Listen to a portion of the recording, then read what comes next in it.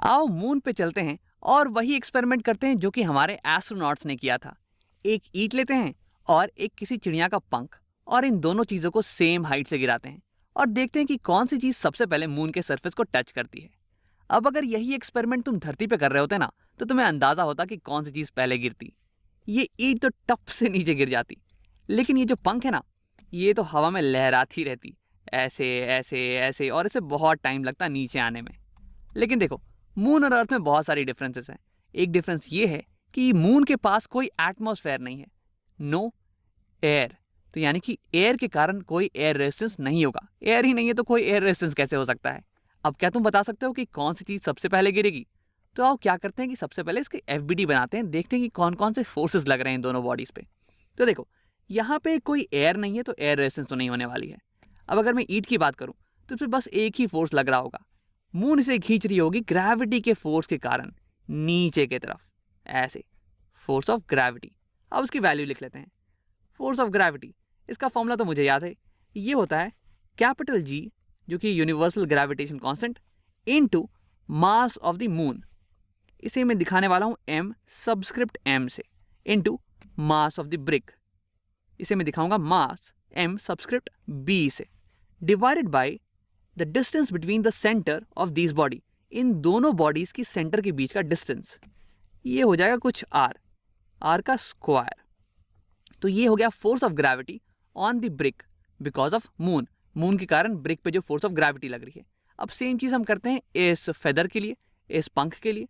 तो देखो, पंख पे भी सिर्फ और सिर्फ एक ग्रेविटी का फोर्स लग रहा होगा, कोई एयर रेजिस्टेंस तो है नहीं। फोर्स ऑफ ग्रेविटी, अब इसे मैं लिख लेता हूं यहाँ पे, force of gravity on the feather, ये बराबर हो जाने वाली है सेम चीज, capital G into mass of the moon, mass of the moon into mass of the feather, mass of the feather mf, divided by इन दोनों के सेंटर के बीच की दूरी, ये हो जाएगी r का होल स्क्वायर, मून और फेदर के सेंटर के बीच की दूरी। तो ये हो गई force of gravity on the brick, और ये होगी force of gravity on the feather. अब अगर तुम इन दोनों फॉर्मुलेस को ध्यान से देखो तो तुम्हारे पास एक कॉमन टर्म दिखेगा, ये capital G into mass of the moon divided by distance between the two bodies R का होल स्क्वायर। ये सेम चीज नीचे भी लिखी हुई है ऐसे यहां पे। अब देखो, दोनों बॉडीज, ये ब्रिक और ये फेदर, ये सेम लेवल पे हैं, तो यानी कि इन दोनों के सेंटर की दूरी मून से, मून के सेंटर से ये सेम होने वाली है, तो इसलिए मैंने आर को यहाँ पे सेम लिखा हुआ है। अब देखो, इस कॉमन टर्म को मैं एक नया नाम दे देने वाला हूं। इसे मैं बोलने वाला हूं मून की ग्रेविटी की field, field of moons gravity. ये यहाँ पे सेम लिखी हुई है। अब इसका मतलब ये हो गया कि अगर यहाँ पे कोई मास हो, कोई बॉडी हो जिसकी कुछ मास होने वाली है ना, तो उसकी मास को अगर मैं मून की फील्ड से मल्टीप्लाई करूंगा, ग्रेविटेशनल फील्ड से, तो मेरे पास आ जाएगा कि कितना फोर्स लग रहा है, ग्रेविटी का फोर्स लग रहा है उस पर मून के कारण। अब देखो, इसे मैं फिर से लिख देने वाला हूं, force of gravity on the brick, ये बराबर हो जाने वाली है मास of the brick into GM, जो कि है मून की ग्रेविटी की फील्ड। अब अगर धरती पे होते तो हम इसे लिखते m इंटू जी, जो कि हो जाती धरती की फील्ड, या फिर acceleration due to gravity of earth, लेकिन यहाँ पे हो गया acceleration due to gravity of moon. अब सिमिलरली मैं इसके लिए लिखने वाला हूं नीचे, ये हो जाएगा mass of feather into gravitational field of moon. अब देखो, ये हो गया force on the brick, force of gravity on the brick, और ये हो गया force of gravity on the feather. अब अगर तुम ध्यान से इन दोनों फॉर्मुलेस को देखो तो तुम्हें दिख रहा होगा कि MB और MF, यही दो चीजें जो कि अलग अलग है। ये टर्म तो पूरी की पूरी कांस्टेंट है ना। देखो इसकी वैल्यू क्या है, ये पूरी चीज G कांस्टेंट है, मास ऑफ द मून ये भी कांस्टेंट रहने वाला है, और R ये तो खैर सेम हाइट पे सेम ही रहने वाला है। तो ये पूरी चीज एक कांस्टेंट नंबर है, ये तो बिल्कुल ही सेम है, बस ये दोनों चीजें अलग अलग है। अब मुझे पता है कि मास ऑफ द ब्रिक ये बहुत ही ज्यादा होने वाली है, मास ऑफ द ब्रिक ये बहुत ही ज्यादा होने वाली है मास ऑफ द फेदर से। तो यानी कि मैं कह सकता हूं कि ये पूरी टर्म जो कि है force of gravity on the brick, ये बड़ी होने वाली है force of gravity on the feather से। और उसे भी लिख लेते हैं, force of gravity on the brick ये बड़ा होने वाला है force of gravity on the feather से। तो इसका मतलब ये हो गया कि हमारी ब्रिक पे मून बहुत ही ज्यादा ग्रेविटी का फोर्स लगा रही है कंपेयर टू इस फेदर पे लगने वाले फोर्स ऑफ ग्रेविटी के। तो देखो, मुझे पता है कि अगर फोर्स बड़ा हो तो एक्सेलरेशन बड़ा होना चाहिए, लेकिन यहाँ पे ब्रिक की मास ये भी तो बहुत ज़्यादा बड़ी है यार, और अगर मास बड़ा हो तो एक्सेलरेशन छोटी होनी चाहिए। तो यहाँ पे होगा क्या? तो वो क्या करते हैं, कंफ्यूज नहीं होते हैं और डायरेक्टली एक्सेलरेशन निकाल लेते हैं। अब मुझे पता है कि एक्सेलरेशन ये होती है फोर्स डिवाइड बाय मास। अब आप निकालते हैं एक्सेलरेशन ऑफ द ब्रिक, इसकी एक्सेलरेशन कितनी होने वाली है। तो देखो ब्रिक पे नेट फोर्स लग रहा है सिर्फ और सिर्फ एक ही फोर्स, वही ग्रेविटी का फोर्स नीचे की तरफ। तो यानी कि this force divide by mass of the brick, ये हो जाएगा। और ये फोर्स की वैल्यू हमने कैलकुलेट कर रखी है यहाँ पे, ये है M B into G M, gravity का जो फील्ड है, acceleration due to gravity of moon. अब इसे हम डिवाइड कर देने वाले हैं मास ऑफ ब्रिक से। ये है ना, acceleration is equal to force by mass, तो यानी कि मास से मास कैंसिल और हमारे पास बचेगा जी एम। अब सिमिलरली कैलकुलेट करते हैं acceleration of the feather, acceleration of the feather A F. तो ये होने वाला है ये टोटल फोर्स, ये वाला फोर्स एफ जी का, ये होगी ये वाली फोर्स, यानी कि M of feather into acceleration due to gravity of moon divide by mass कर देंगे हम, और मास है फेदर का मास, तो यानी कि ये मास भी कैंसिल।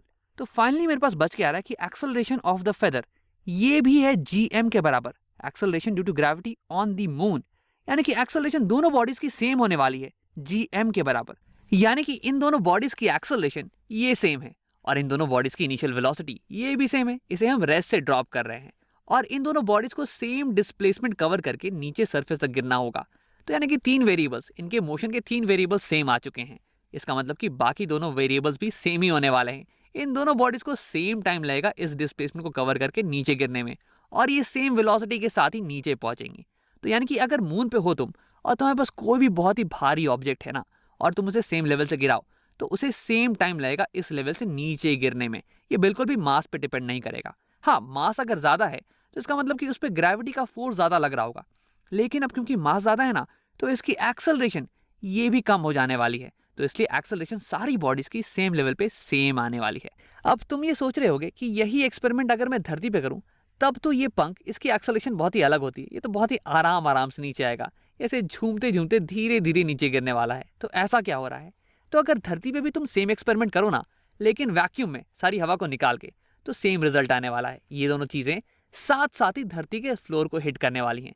लेकिन अगर यही एक्सपेरिमेंट तुम बाहर में करोगे, तो एयर का रेजिस्टेंस लगने वाला है, हवा होगी ना, और एयर रेजिस्टेंस ये डिपेंड करता है shape and size of the body पे।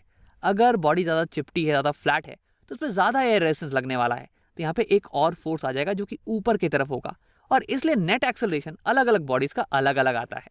अब देखो, अगर मैं यहाँ पे इस ईंट की मास के बराबर का एक बॉडी ले लूँ, लेकिन उसकी शेप थोड़ी सी ज़्यादा चिपटी है, ये कुछ ऐसे, तो इस पर क्या होगा ना, इसे अगर मैं गिराऊंगा तो इस पर ज़्यादा एयर रेजिस्टेंस लगने वाला है, हवा इसे ऊपर की तरफ ढकेलने वाली है और ज़्यादा ढकेलेगी, इसलिए इसकी एक्सेलरेशन थोड़ी कम होने वाली है, और ये थोड़ा धीरे धीरे नीचे गिरेगा। अब अगर मैं सिमिलरली इस फेदर के मास के बराबर की एक पॉइंट ऑब्जेक्ट ले लूँ, तो इस पे देखो, इस पे एयर रेजिस्टेंस बहुत ही कम लगने वाला है, क्योंकि ये एक पॉइंट ऑब्जेक्ट है, ये हवा को काटते जाएगी और टप से नीचे गिर जाएगी, इसकी एक्सेलरेशन बहुत ही ज़्यादा होने वाली है। तो अगर मैं सेम मास की ऑब्जेक्ट को लूँ और धरती पे गिराऊं, तो जिस ऑब्जेक्ट की शेप एंड साइज ये एरोडायनेमिकली अच्छी होगी ना, वो हवा को काट के वो जल्दी धरती पे गिर जाएगी। अब एयर रेजिस्टेंस की इफेक्ट को चेक करने के लिए मेरे पास एक अनोखा एक्सपेरिमेंट है। इसे तुम घर पे भी कर सकते हो। एक किताब लेना और एक कार्ड लेना, अब इन दोनों को सेम लेवल से तुम ड्रॉप कर देना, तो तुम्हें ये दिखेगा कि ये किताब ये बहुत ही जल्दी नीचे गिर जा रही है हाई एक्सेलरेशन के साथ, लेकिन ये कार्ड, इसकी एक्सेलरेशन बहुत ही कम है। और ऐसा इसलिए हो रहा है क्योंकि इसकी मास कम है, इसलिए डाउनवर्ड डायरेक्शन में ग्रेविटी का फोर्स ये कम है, लेकिन ऊपर के डायरेक्शन में एयर रेजिस्टेंस ये तो फिर भी बड़ा है, तो इसलिए नेट फोर्स डाउनवर्ड डायरेक्शन में बहुत ही छोटा आ जा रहा है, जिसके कारण एक्सेलरेशन की छोटी हो जा रही है। अब सेकेंड टाइम तुम क्या करना कि इस कार्ड को इस किताब के ऊपर ही रख देना ऐसे, और उसके बाद इन दोनों को साथ में ड्रॉप कर देना। तो क्या होगा कि ये दोनों साथ में ही नीचे जाएंगी, इन दोनों की एक्सेलरेशन सेम होने वाली है। और ऐसा इसलिए क्योंकि अब जो भी एयर रेजिस्टेंस लग रहा है ना, वो सिर्फ और सिर्फ किताब पे ही लग रहा है, किताब इस कार्ड पे कोई भी एयर रेजिस्टेंस नहीं लगने दे रही है, इसलिए इस कार्ड के पास जो एक्सेलरेशन होगा वो सेम होगा जो कि किताब की एक्सेलरेशन थी।